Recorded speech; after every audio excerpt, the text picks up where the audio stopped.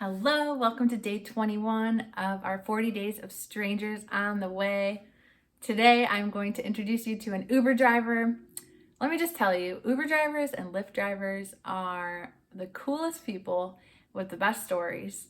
And today, I'm going to introduce you to Ollie, a 70's singer, choosing to let go. Suffering often occurs when we resist letting go of things, people, and life as we know it. A quote by Lisa Kohut. "Sorry about that," Ollie said to me from his Dodge Charger. "I thought there was only one rideshare pickup area at the airport. I went to Terminal 1 instead of Terminal 2. "No worries," I replied. Fresh from a beach vacation in Florida, I hopped into Ollie's Uber at the airport and headed home. I quickly noticed a Temptations badge hanging from his driver's rearview mirror. "Are you a fan?" I asked. Ollie laughed. "I'm retired now, and I sing in a Temptations cover band." "Will you sing for me?" I asked. "This is an Uber, not a concert," Ollie jokingly replied. Ollie was about 70 years old, his voice like Williams from This Is Us. He wore a canvas brim boater hat and a bright smile. He grew up in California and spent some time working in the music industry. I asked him how he ended up in Chicago, and his response amazed me. "I found myself doing some things I thought I'd never do," he said. "I knew if I stayed there, I would compromise my character. So I took a map, ran my finger across it, and pointed. It landed on Chicago, and I've been here ever since." "So you just left?" I asked, astounded. "Yes," he replied.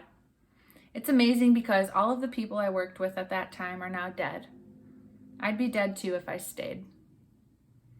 A few weeks ago, I had a dream that I was in a body bag and I was no longer alive. I know it's weird. Just hang on. It'll make more sense in a minute. I believe God still speaks to us through dreams today.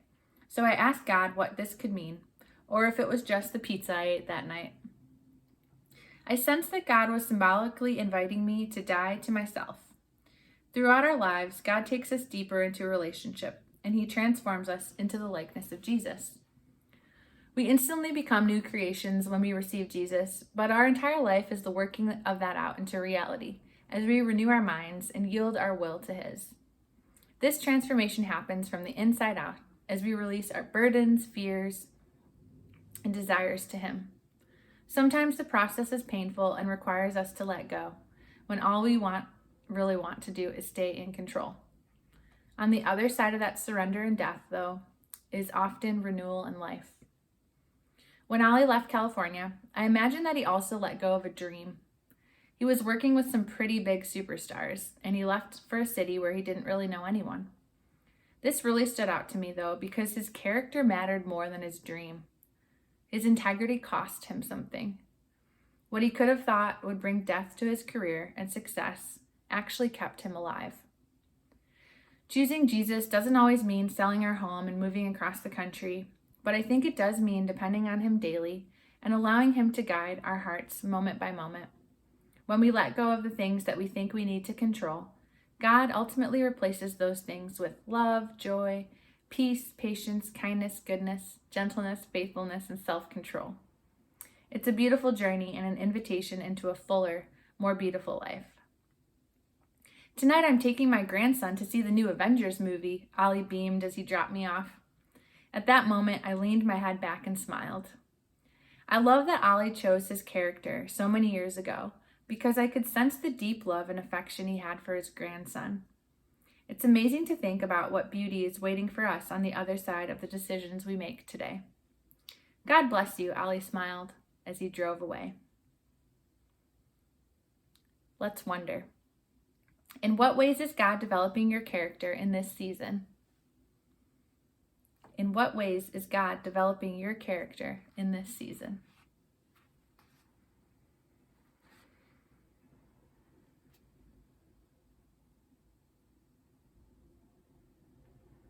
And then let's activate. Take a deep breath and close your eyes if you're able. Ask God if there's something He's inviting you to let go of today. Maybe He's inviting you to let go of fear. Maybe He's inviting you to let go of shame. Maybe He's inviting you to let go of your past. Picture that thing in your hands and give it to Jesus. and then wait. He will give you something in its place. He's always doing something new in you. There is always more in store for you. Ask him to show you what that new thing is. Take a deep breath and close your eyes. Ask God if there's something he's inviting you to let go of today.